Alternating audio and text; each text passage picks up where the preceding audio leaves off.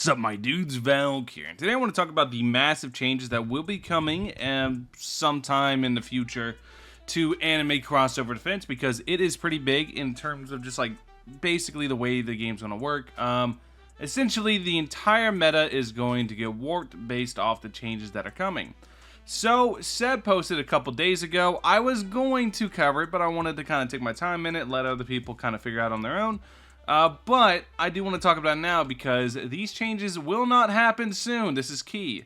It's going to be at least a month or so for any of this to actually go live, because he doesn't want people to feel like their investment currently is wasted in what they already have. So you guys have plenty of time to get all the value you can out of everything that changes here. So I just want to inform people ahead of time so you know what's to come, and also you can give feedback on the upcoming changes. We hope to time the content with a new game mode or some other hard content that the player can go and try.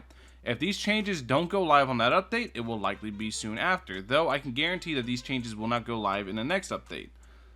Ascended unit buffs and unit buff changes. As many of you know, when a unit becomes ascended, the buff that the unit gives becomes better, as well as money it generates if the unit generates money. But these things have been bugged, making the buff and money increases much bigger than intended. Additionally, it is also possible to stack buffs from the same unit by deliberately not upgrading them fully. What he means is stacking like Sakura upgrade 3 and Sakura upgrade 5. You can stack stuff like that. Basically, that's what he means by stacking the upgrades, is stuff like that. We plan to fix these bugs, as well as change how buffing works so they will only use the base stats of a unit when applying buffs. In other words, if a unit has a buff and then gets another buff, the calculation will be changed to this. Damage equals base damage plus base damage times buff minus base damage plus base damage times buff minus base damage. Basically, the buffs are going to be additive rather than multiplicative, instead of currently what it is, base damage times buff times buff. Basically, the way it works right now is you have, in-game, you have an attack stat. That attack stat gets buffed, right? Then you have a new number. And then that new number gets buffed.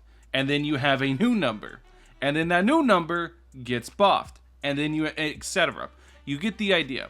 Basically, because the buffs are multiplicative, and you get some insane exponential scalings, why Broly is so dominant because he has such high base attack. And you will get to insane exponential scaling very, very quickly, and you'll be able to just absolutely go nuts with stuff.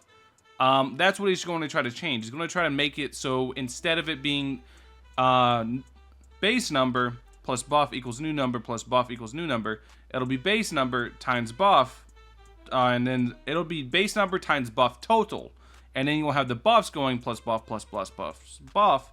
So it'll be base number times buff total rather than base number times buff equals new number times buff equals new number times buff, etc. So it'll be basically, it'll make it so you're not hitting like 40 million attack stat Broly's inside Challenge Rift. That's going to be pretty much dead. You'll probably hit like 4 to 10 million in that situation. It's going to cut your damage down by a ton, which is good for the health of the game and longevity. So this is a very good change, and they want to try to make it so the current buff meta is less prevalent, which I don't think it's going to happen. I don't think this is going to basically make it so the current buff meta is less prevalent. I think it's going to make it so you are going to want to run sub DPS options, but I think giga buffing your units is always going to be like the way to go. Next up is the artifact changes. Currently, the artifact's rarity does not affect the base stats of the artifact. We plan to change this so legendary and mythical artifacts actually become worth ranking up. Basically, right now, I actually have the game pulled up so I can show you guys. Right now, right, if I go to my artifacts and I go to my rank 10, let's say All Might here, you can see it has 70% range increase. This currently, or even better, the 45% damage increase, reduced SPA times 10. This currently, compared to this, 2 and 3, is just making it so it outvalues everything. Here you can see R5, 32% R5 Mythic is just getting absolutely trounced by a R10 Epic. And we go here, full cloaking speed multiplier, 6%, full cloaking crit chance multiplier, 13%, 25% damage multiplier. We go here, 5% speed multiplier, 30% damage multiplier, and 10% crit chance multiplier. So all in all, R10 epics not only are way cheaper, but they are also just generally better. They're just better to get up because they're super, super cheap. You need like 6 epic dupes, I want to say. So you only need like 6 copies of an epic, 6 or 7 copies of an epic to actually get it fully maxed out. So it makes it so epics are just way too valuable right now, and that's going to get changed in the future. So then the last big change that is going to happen, like I said, we don't know when, we just know that they will. Challenge Rift changes. We plan to significantly increase the rewards that Challenge Rift gives. So basically right now, whenever you go and you beat a floor in Challenge Rift, it gives, yeah, you can see it gives like 3. Not really anything crazy. We plan to significantly increase the rewards that Challenge Rift gives, making so they give many more Crystal Helixes, Rift Orbs, as well as giving the Fallen Star every 50th floor instead of every 100th floor. We also plan to make the difficulty of Challenge Rift scale much faster between floors, making it so it actually becomes a challenge without having to grind 100 plus floors first. So, if you guys don't know, current Challenge Rift, if you are very in-game, only really starts to pick up in difficulty around 120 and 130.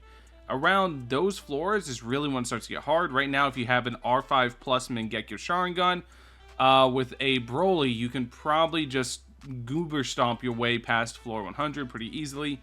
So, yeah. In-game, it is said that Challenge Rift progress does not reset. However, to make it so players who already progressed through Challenge Rift don't feel cheated out of these new and better rewards from the floors that are already cleared, we will be doing a one-time reset of Challenge Rift progress. In other words, if you claim the current rewards from Challenge Rift, then you'll get to keep them as additional rewards before they vanish forever as they get replaced by new rewards. So yeah, basically push as far as you can in Challenge Rift right now before this gets reset. That way you can get as many goodies as possible. But it's basically just getting reworked because a lot of complaints on Challenge Rift is that it takes too long to get really, really high up. So he's reworking it so you can get the rewards much faster. The only downside to that being with faster scaling, you're going to get stuck faster and you'd have a lot less to do in that regard. So you can't constantly challenge a Challenge Rift and optimize because it's just going to scale up much quicker, which is going to be very spooky. Scaling in Challenge Rift already happens at an exponential rate once you reach around 140. 130, 140, it starts to happen exponentially very, very quickly. And it can get really rough. So I'm curious to see what the new scaling is going to be. But yeah, Challenge Rift is going to get fully reset and new rewards will be coming. That is all for now. Again, please keep in mind these are some thoughts for future changes that won't be implemented soon. I can guarantee that'll be at least be 1+ month from now before they'll be implemented. So yeah, we got a while on this. This is not happening anytime soon, but at the end of the day, it's still good to know. This is like some really good stuff that's really healthy for the state of the game. I know a lot of people might be upset at the artifact changes, but realistically speaking, with how hard it is to get mythics, they have to make mythics worthwhile, and right now they're just not. Like, I know I am a Giga Whale, so I have a much different artifact inventory compared to most free-to-play. Most free-to-play have like 6 mythics at R1 and just don't use them because why would you? I know it's really cope, but there's going to be stuff in the future coming that's going to help you get your mythics much easier, especially whenever the artifact shop gets added, whenever that is a thing. There's lots of mechanics that they have planned that are going to get added in the future that basically did not make it in time for release that are going to eventually come. Just right now they're trying to juggle making these mechanics, making these features, as well as adding new content. So with it being a small dev team of only 3 people, yeah, it's going to take time. Anyways, that's basically the video. I think these changes are really healthy for the overall game state, especially the way the buffs interact. I think exponential scaling on buffs is very unhealthy for the state of the game because I think in the future it's going to cause a lot of problems. But I think for right now, I think this is going to be a really good solution. Is just make it so buffs are additive instead of multiplicative. That way you can not, go super crazy with it.